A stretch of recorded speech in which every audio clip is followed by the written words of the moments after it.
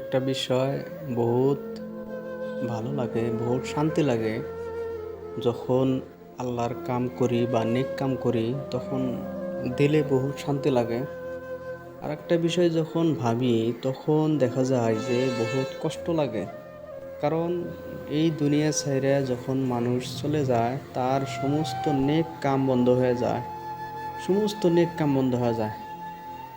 তার একটা মাত্র রাস্তা থাকে, যখন সে সৎকায় জারিয়া যেবিলাক কাম করে থাকা যায়, যেরকম মসজিদে দান করে বা নেক সন্তান রাখা যায় বা ওরকম কোনো বস্তু রাখে যেই যার দ্বারা মানুষের ফায়দা হয়, তখন ওই বস্তুর দ্বারা সে আখেরাতে সব পায়। কিন্তু দেখা যায় যে হাজার হাজার মানুষ এই দিকে নেক কামের দিকে কোনো খেয়ালই করে না, কোনো খেয়াল নাই। তারা চায়ের দোকানে সময়ের পর সময়, টাইমের পর টাইম নষ্ট করতেছে। তারা এক কুন্টু ভাবতেছে না যে আমাদের সামনে একটা মৌত আছে। সেই মৌতের পরে যে আমাদের নেক আমলের যে দরকার, নেকির যে দরকার পড়বে, সেটা কেউ ভাবতেছে না।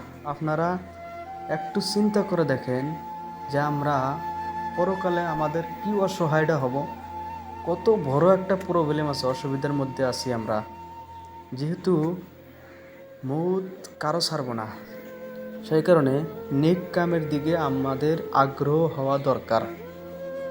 কোনোদিন কি চিন্তা করছেন আপনি যে এই যে টাইম যে আমার গেতাইছে চায়ের দোকানে, তারপরে ইনকামের রাস্তায়, বেহুদা খরচা মোবাইলে, গেম খেলাইতেছি, তো এই যে টাইমগুলো যে আমার হিসাব নিব, এই হিসাবটা কেউ চিন্তা করেন না। আল্লাহর ঘরে আসার কেউ চেষ্টাই করেন না।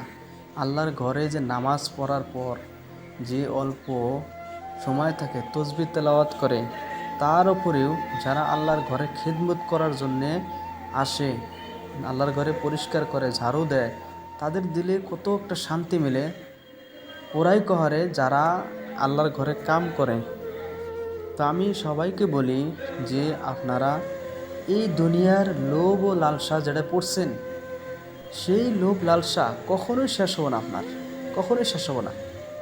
আপনার কখন শেষ হবো? যখন মৌত এসে যাবো গা।